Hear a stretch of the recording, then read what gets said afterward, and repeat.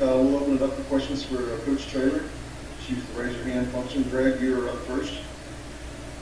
Yeah, how's it going? Hey, brother, how are you? Good, good. I'm curious now you guys have progressed to full pads a little bit here. Where do you stand in making an assessment of the quarterbacks? I think the scrimmage tomorrow is going to tell a lot. The thing that's interesting about coaching football, you teach it in segments. Small part, then whole part. So, you work red zone, low red, high red, third down, coming out, 4-minute offense, 2-minute. That's the way you teach the game.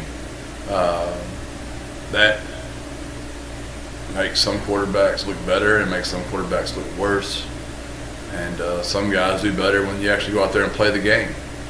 And I think we'll know a lot more tomorrow, Greg. I'm not trying to duck your question. I just think we'll know more after tomorrow's scrimmage.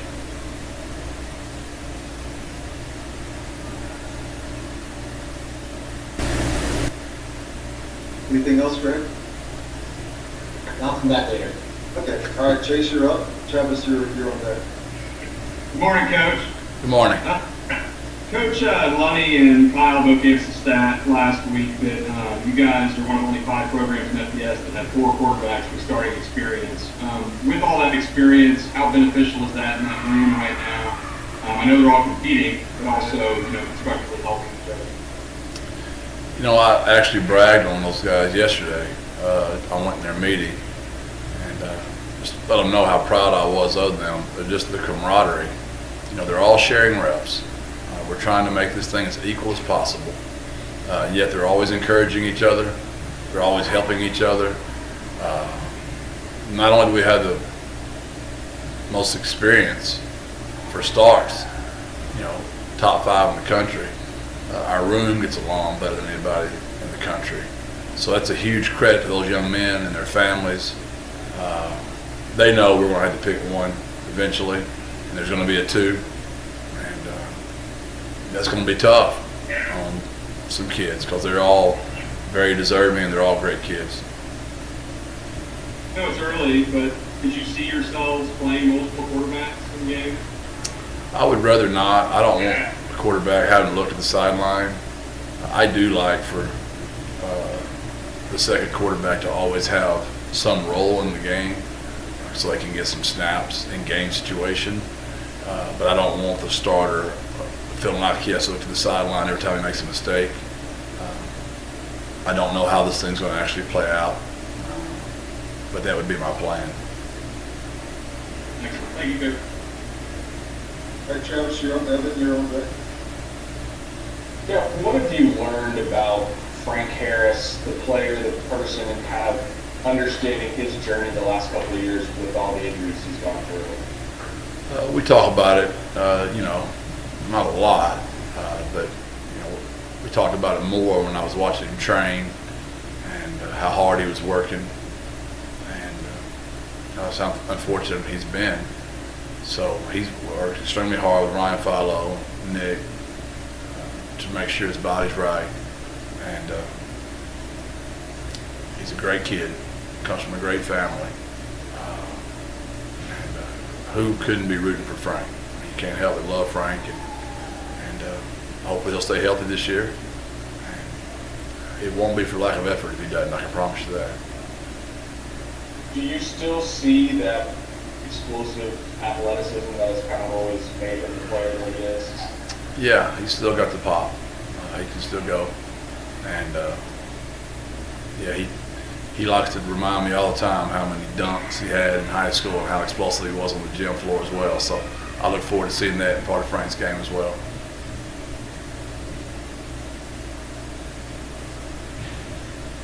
All right, Evan, you're up.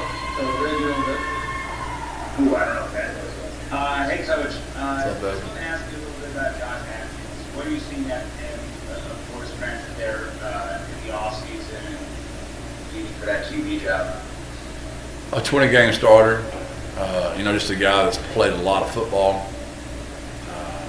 very confident, calm, the moment's not too big. You can just tell he's played a lot of football. He knows who he is. He knows what his skill set is, what he can do, and he stays in his lane. Similar to Frank. Frank knows what his skill set is, and Frank stays in his lane. So two great kids. They're both good friends, and that makes it a lot easier on me. And I know you talked about this the day that you got the head coaching gig, but recruiting inside of San Antonio, not only did you inherit some guys from the San Antonio area, you have earned recruits from the San Antonio area, you have gotten transfers who are from the San Antonio area. Just, I see kind of the outpouring of support on social media for staying home. And just what are those messages that you bring to those kids when you're trying to say, hey, let's build something here at UTSA? Just that we're committed to getting the best players on our team in San Antonio. We want them on our roster. It helps for many reasons. One, there is very good football in San Antonio. It's overlooked. It's under-recruited. So we know we can get great players right here in our own home. There's also other benefits. The Alamo Dome, it's more fun when there's more people in the stands. So the more people on the roster that are from San Antonio, the more fans are going to be in the stands because they're going to want to come watch their kids play. And the more the community's going to want to come. They're more familiar with the city. They know where to go before the game and after the game. So it's multifaceted on why we want to do that. But the number one reason, there's really good football played in the city, and they're coached very well. Thanks, Doug. Barry, you're up. JJ, you're up. Jeff, is there any separation with the quarterbacks in terms of how well they know the offense, or are they all sort of on the same footing in that regard? Each quarterback has his own strengths, and each one has their own weaknesses. So some of them did better in the Zoom meetings. Some of them did better in walkthroughs. Some of them do better in certain sections of offense. And tomorrow it all gets to come together because you're on the field playing. No coaches out there. I'll be out there officiating. And other than that, everybody else will be on the sideline and wait to put the ball down and play a little bit. Do you have any kind of a deadline on when you'd like to have a starting quarterback named or not? When we find out when our first game's going to be, I think that guy needs at least 2 weeks to know he's the starter. So when we find that out, that'll either extend the process or speed the process up, whichever way that thing goes, Greg. All right, JJ, you're up. Hector, you're on deck. Jeff, what have you seen out of Lowell Narcisse? I think he had a strong season towards the end of last season, and he could be considered, one of the top returners in Conference USA. What have you seen out of him? Another great kid that's bought in and works extremely hard. Just a very steady young man, mature. Been through a lot in his life. Never gets too high, never gets too low.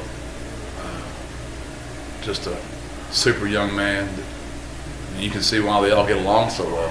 We've already described Frank, we described Josh, and now we're describing Lowell, and I imagine somebody's going to ask me about JoJo, and I'm going to say the same thing about JoJo. It's 4 unbelievable people that I love coming to coach with every day, and I wish we could play 4 of them.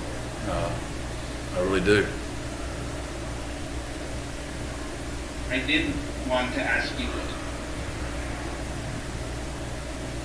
you there? I lost you the last part there. I did wanted to ask you about Jordan Weeks and just how he's looked this camp. Jordan's got a big arm. He can really spin it. And he's worked extremely hard like the other 3. And it's going to be a heck of a battle. It really is. Each one of them have a unique skill set that's different than the other 4. So it's going to be a heck of a decision Coach Lonnie and I had to make here pretty soon.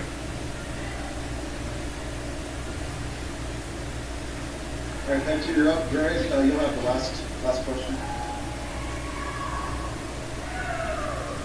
Coach, good morning. How are the dogs? They're not in here. I was able to get them away. Dang it.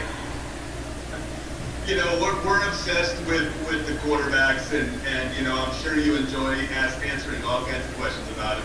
Outside of the quarterbacks now, Coach, from what you've been able to see, and I know it's not a big scope, but since practice and started and going with pads now, any guys, any position that are kind of really caught your eye and maybe not so much surprised you, maybe did surprise you as well, but just that kind of stood out as you guys went back to work? You know, our left tackle, you know, Spencer's really coming on. He's bought in. Our center, you know, Maka is extremely bought in, very mature, very pleased with their tight ends. We're really deep there. You know, we want to have one of the top recruited tight ends in the country in that room. And there are 3 guys in front of him right now that are really good. You know, Oscar, Gavin, and Leroy, those guys could play. At receiver, I'm very proud of Sticks and how he leads. Brendan Dingle's come in and done a fantastic job. So those 2 kids are really leading that receiver room. Our running backs are deep. Really, you know, Sincere, obviously. You got Brendan, Brady. You know, we love the running back we recruited in here, Kedrick Cobbs. And BJ's been running the ball well as well. And the other running back we recruited in here has gotten better every single game. So we're deep there as well. On the defensive side of the ball, you know, who couldn't love Jalen Haynes? I mean, he's just a great young man. He's played a lot of football. Got a lot of people competing for jobs, that inside linebacker spot. That'll be an interesting race to see who comes out of that. Trying to think if, you know, Christian's had a good camp so far at the nose, and we're really pleased with a lot of our recruits. You know, I don't want to brag on those young guys too much, but there's some guys there that really stepped up as well. And Trevor Harmonson at linebacker stepped up. You know, Rashad, he can play the nickel or the boundary. Tariq has had a great camp at corner. It'll be interesting to see who gets out of the corner spot. And getting the safety situation solved, finding that other corner.